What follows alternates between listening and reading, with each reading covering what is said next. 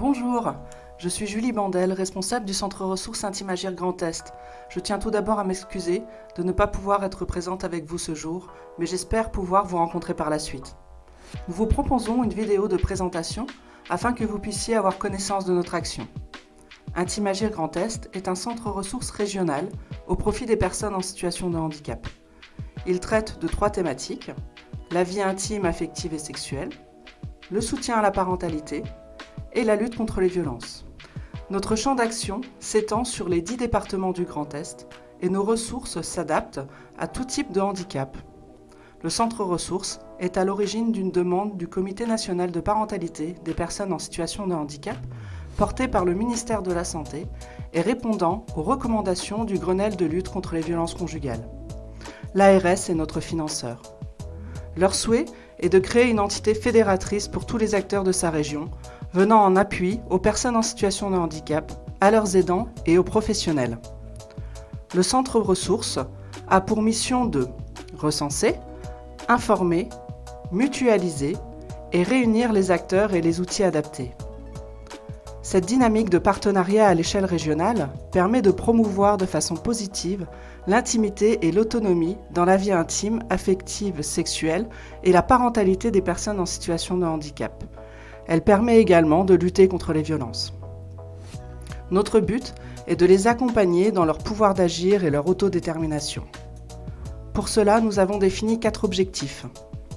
Le premier consiste à effectuer un diagnostic de territoire afin de recenser les formations, les réseaux, les acteurs, les outils et les professionnels existants au sujet des thématiques. Ce recensement est disponible sur notre site internet via une cartographie, une bibliothèque numérique et un agenda. Ce diagnostic nous permet de repérer le manquant par rapport aux besoins et demandes qui ne trouveraient à ce jour pas de réponse. Nous pouvons également être soutien dans une volonté d'adaptation d'outils ou de communication alternative.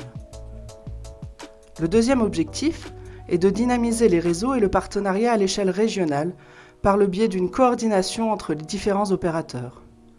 Nous aspirons à fédérer les acteurs du Grand Est pour faire évoluer les pratiques et les représentations. Le but est de faire rencontrer les experts de chaque thématique afin de proposer une réponse efficiente et systémique pour les personnes. Le troisième objectif est de proposer un premier niveau d'écoute pour toute personne en situation de handicap, famille, aidant, professionnel, quiconque ayant besoin d'informations ou de soutien. Il permet d'identifier le ou les besoins du demandeur afin de lui donner toutes les informations nécessaires, de l'orienter vers les acteurs ou organismes compétents ou de le soutenir dans une démarche visant à développer sa capacité d'agir ou celle des personnes qui l'accompagnent.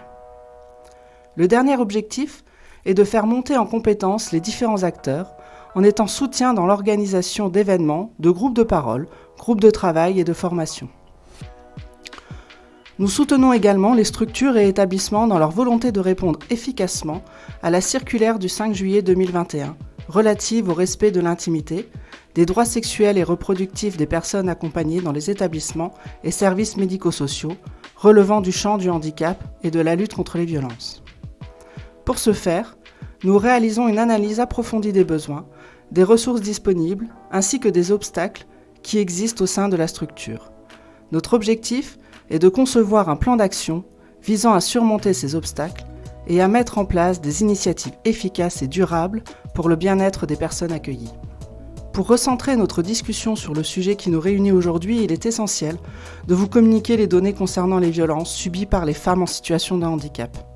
Il convient de noter que nous disposons de peu de statistiques concernant les hommes dans ce contexte. En Europe, 4 femmes en situation de handicap sur 5 subissent des violences et ou maltraitances de tout type. 35% des femmes en situation de handicap subissent des violences physiques ou sexuelles de la part de leurs partenaires, contre 19% des femmes dites valides. 27% des femmes sourdes ou malentendantes déclarent avoir subi des violences au cours de leur vie. Le type de handicap peut augmenter la vulnérabilité. Par exemple, pour les femmes ayant un trouble du spectre autistique, 9 femmes sur 10 ont subi des violences sexistes ou sexuelles. 47% ont subi ces violences avant l'âge de 14 ans, 31% avant l'âge de 9 ans, 75% l'ont subi à plusieurs reprises et 100% ont fait une tentative de suicide. Cette situation préoccupe chacun d'entre nous.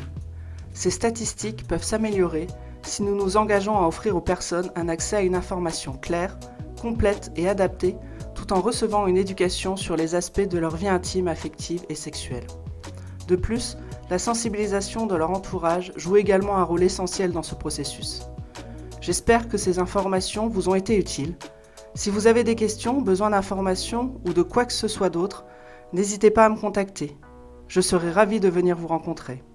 Je vous remercie pour votre intérêt et je vous souhaite une excellente journée. À très bientôt.